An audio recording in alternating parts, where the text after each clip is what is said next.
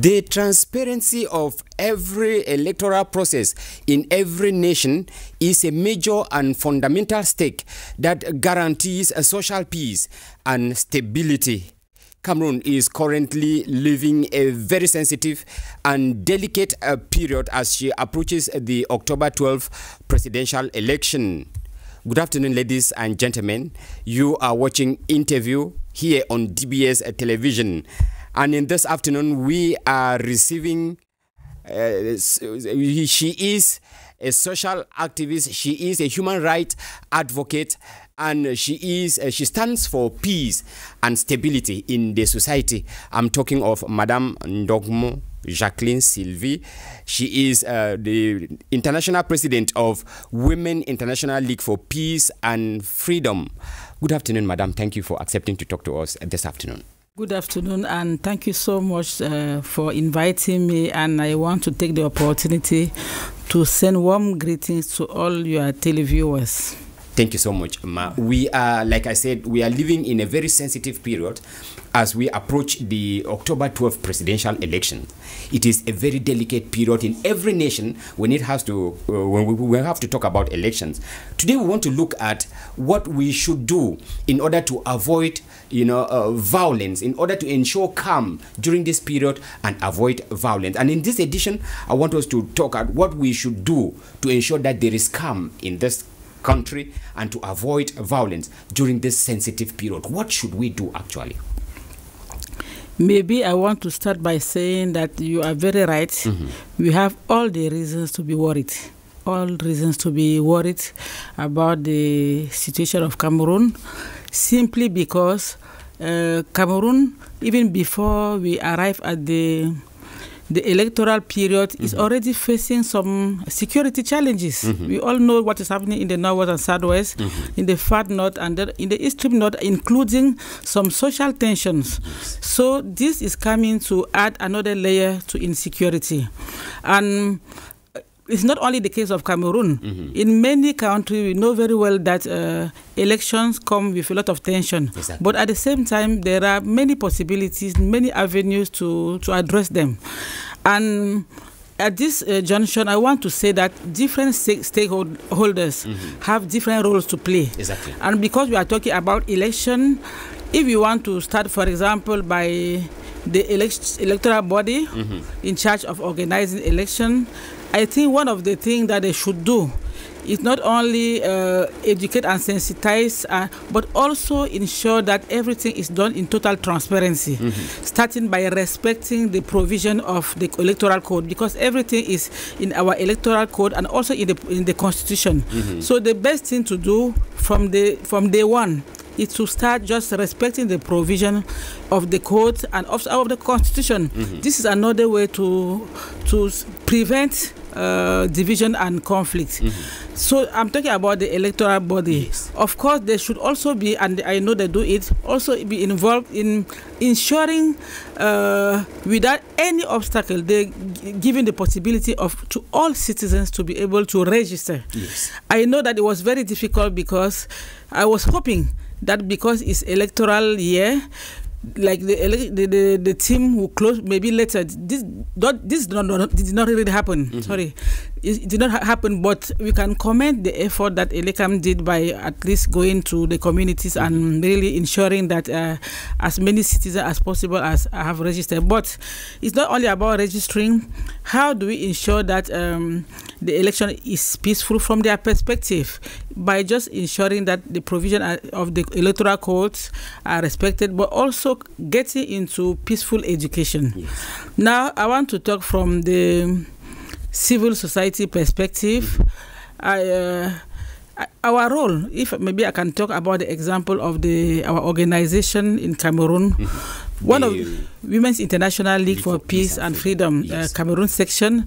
Maybe just for televiewers to understand, the Women International League for Peace and Freedom is the world's oldest women peace organization that was set up in 1915, when the First World War was raging. So these women came out to try to understand why the war, why the conflict, why don't we have other ways of addressing our difference without having recourse to violence.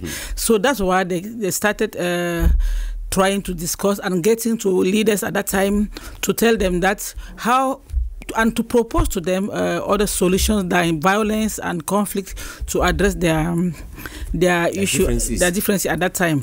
And that's how the organization started, came to being in 19. So we just celebrated our 110 years anniversary, but the Cameroon section was set up in 2014. So we are the branch of this international organization, and we are bringing the peace message within our country. So one of the things that we are doing, because I want to talk about concrete cases so that you can understand.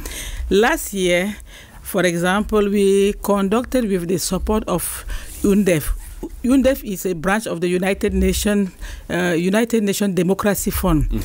We conducted with their financial support this project in some regions in Cameroon.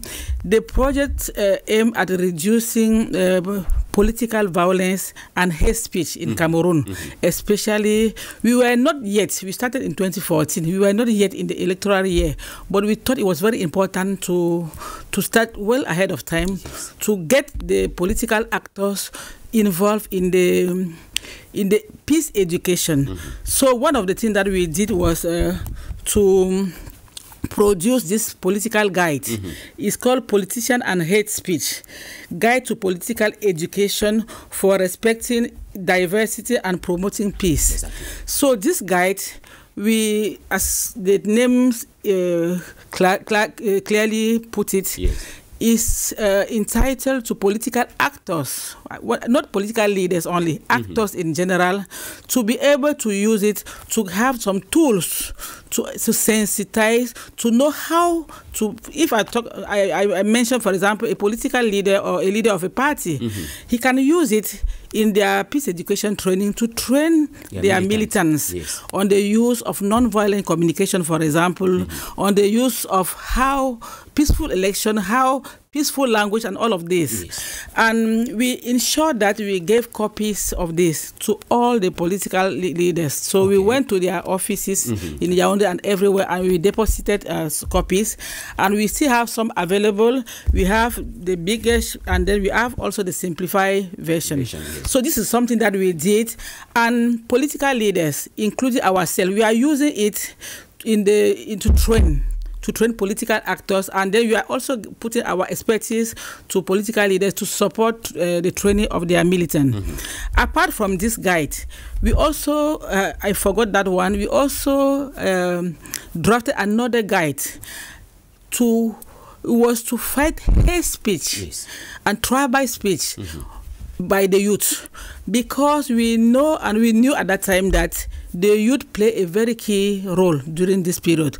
Unfortunately, the tendency is to instrumentalize the youth. And because we feel that the youth are a very important demographic dividend, and they use the social media most of the time with their phone and so on. So we drafted this other guide so that the educators at different levels, including you in your family, in your community, at every level, could use that guide to train the youth on the use of social media in a responsible manner. And we also took the opportunity during that project to train teachers, 210 teachers, I think, if my numbers are exact. Those teachers were like training of trainers. So we trained them on the use of this guide. And the trainers, the teachers in turn, went to their school and are using the guide to train their peers. And one of the things that we did, the teachers in their different schools went to their school authority to talk about the guide and ensure that maybe there are many scenarios now happening.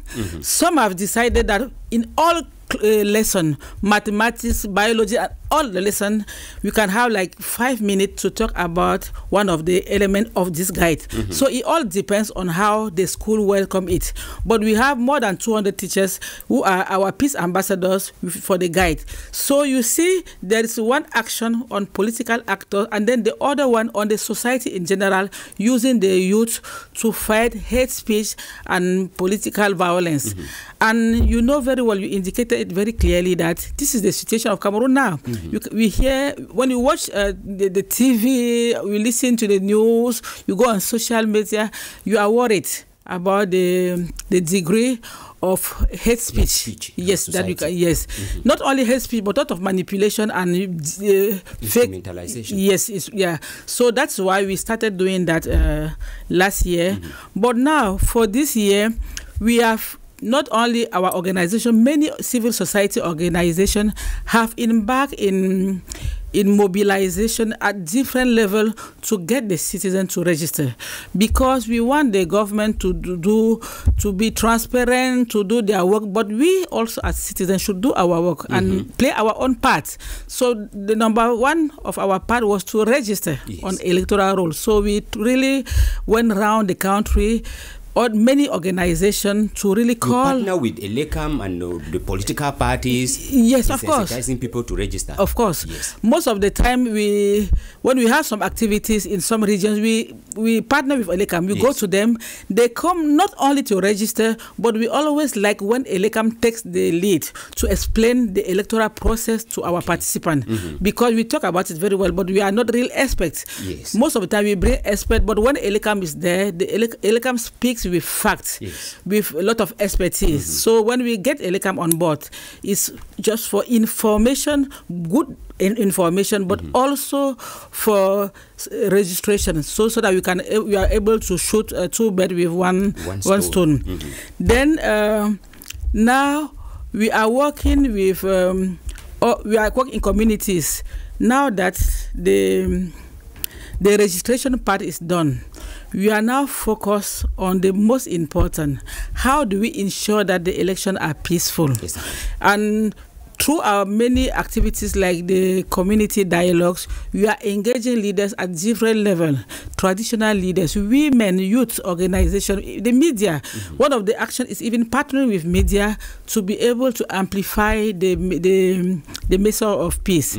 And what our strategy is to really get the different stakeholders to see the dangers of violence. Yes. And I promise you that next week I will be able to share with DBS a copy of our situational report. Okay. We have a situational report from January to June. And from June to the election, it will be monthly. So we have put in this report the analysis of the situation, how we have seen Cameroon operate, peace-wise, for the last 6 months. And that's why I was saying that we are worried, because the signs are not very nice, they're not positive. And as I indicated, apart from what we already were going through with the crisis that we are having, as election is approaching, we are having a lot of other dynamic coming in. Lot of division. Lots of tension. Yes, lot of tension. And also fueled by some key personalities. Yes. So, because we are worried about that, that's why we are having this report, not only to draw, to indicate what is going on, but most importantly, to draw the attention of the dangers of violence, but also on individual and collective responsibility. Yes. Because most of the time, people will point at their neighbors, point to the government, point to the civil society, to the media. They will not point at themselves. Yes. Before I point to my neighbor, what am I doing? On a personal level, am I sharing hate messages? Am I promoting hate speech in my community? So don't just look at your neighbor, because if all of us collectively, we start by questioning ourselves and taking action at our own level, this is another step. Then the other step is really looking into what is not going on and be able to draw the attention. That is why, for example, we have done personally, and also we are doing it within the organization. We have come to Elekam, for example, to point one of the situations which is really likely. I wanted us to talk about it, where you develop an interest on the non-publication of the electoral list by Elekam, and then how is that going to affect the peace and stability of our country?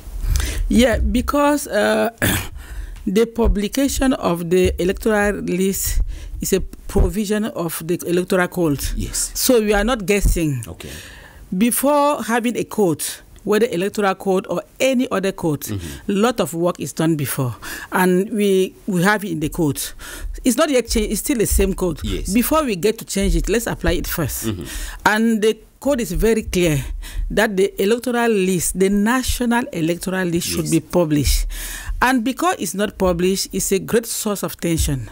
And it is normal because not only it is required by the law, but also when it's not published, there are no possibility for many citizens to be able to see some irregularities. Some political parties we are not fighting or trying to do the job, but we are supporting. The citizens want to support. Yeah, politically, it's their right. How can they do appeal, for example, if they don't have the full picture?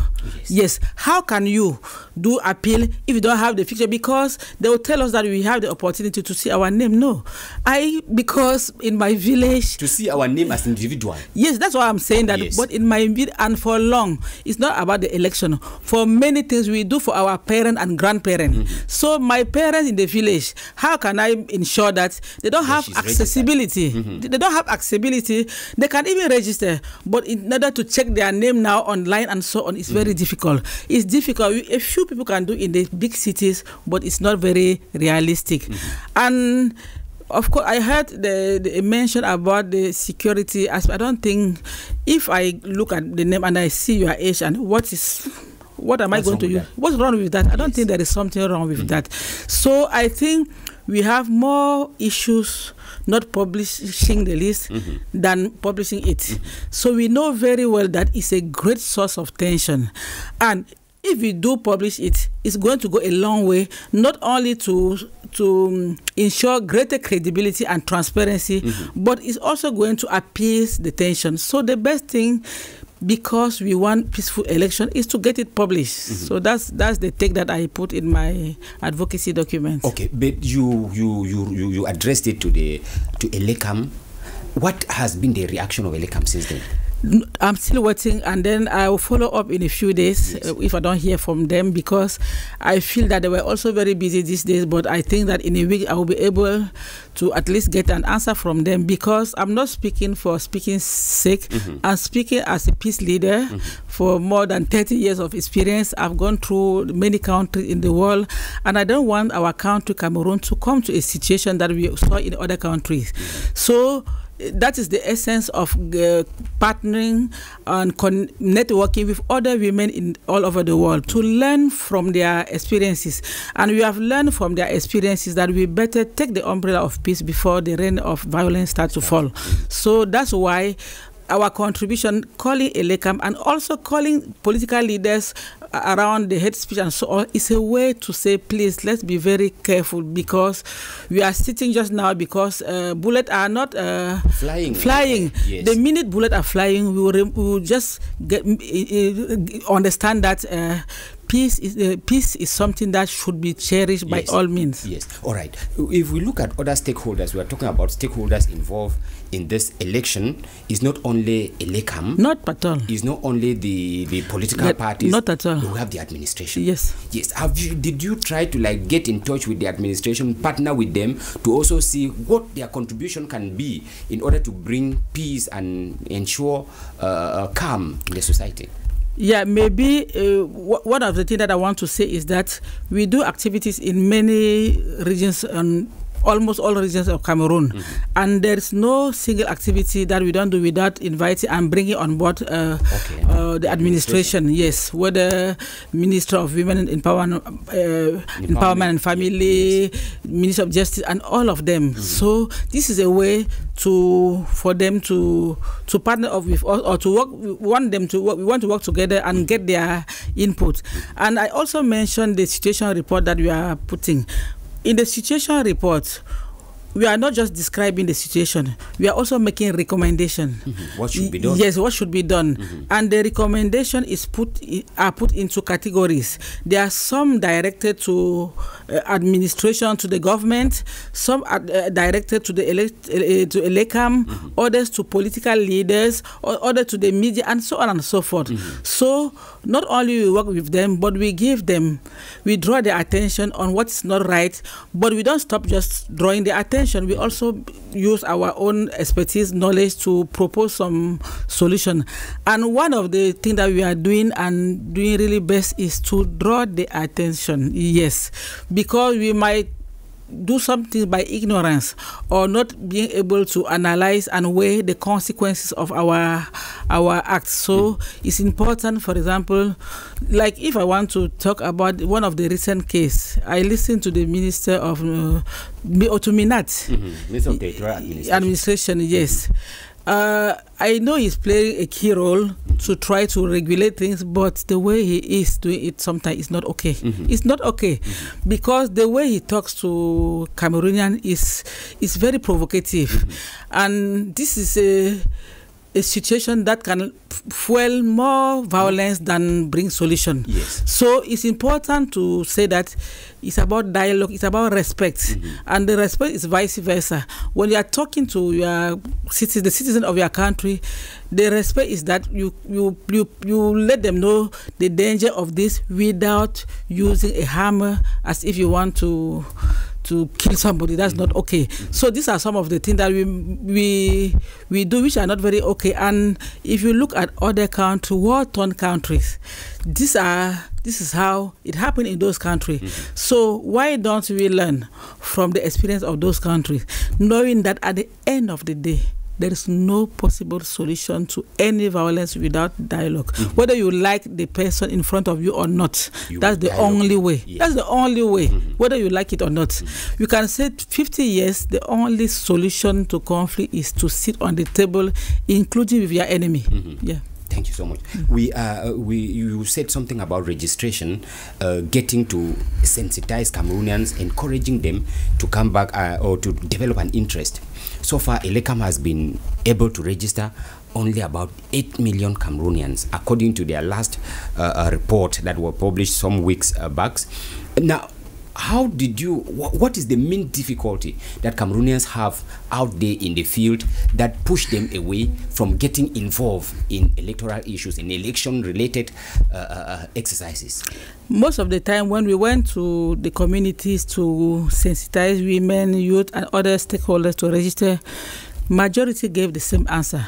What for? What for? So we now change our strategy, not the way to convince them.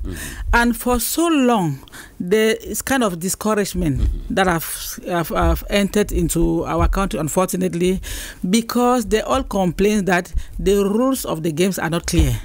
And they were always saying that, why do we need to go and vote when we know already the answer? That's why we did the result, sorry.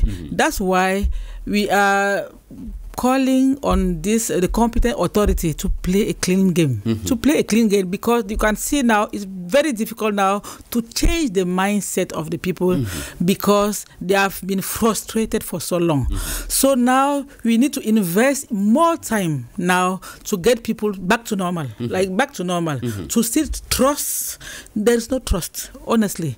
Trust has gone away, and we have to rebuild this trust, and it's very difficult. So that's one of the reasons that many people refuse. Some even had time to go and they said there's no need. Some people even told us that I have my card but I'm not going anywhere. What's the need? So that's why I think that the challenge is really getting the ELECAM, the Constitutional Council, the administration, and all the stakeholders mostly the administration, Elekam and Constitutional Council, because they have the keys. Others have the skills, the tools to sensitize, to call on, but those who have the keys, I can't. To implement. Yes. A political party doesn't have the responsibility to publish the national list, for example. Exactly. Those who have it should do that. So that's why we are really pleading on those, the government authority in charge of the process, MINAT and so on, including the election bodies, to really play a clean game, because the mindset in which most Cameroonians are is not very good. This discouragement speaks volume. It speaks volume, and it also impacts on the social tension that we are having today. And I think that we need all of us, yes, to really try to rebuild that confidence. And we have an opportunity now with the presidential election coming in October to really rebuild that confidence in Cameroonian by playing a clean game. One being simply to publish the national list. I'm very sure that it's going to go a long way to appease some tension in our country. Okay. Madam Dongmo, time is no longer on our side. You are the International President of Women International League for Peace and Freedom.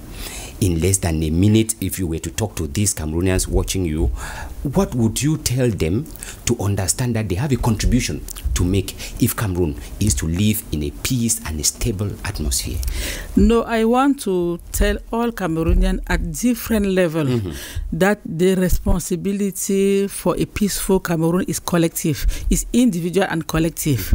So we have to take action. We have all the right to talk to the political leaders, to talk to the administrative authorities, to talk to Elekam and the electoral bodies. But we also have the responsibility ourselves for peace in our country. What do we do on a daily basis to build peace in our community? Even when we go out to ask questions to Elekam, to MINAT and so on, how do we do it? It all depends on us. So I think that the fate of Cameroon is in our hands, and we should do our level best to maintain peace and stability. So before getting to look at your neighbor, ask yourself the question, what am I doing on my side to build this peace? And all these small actions put together is going to help the country to regain the reputation that we used to have at that time, haven of peace.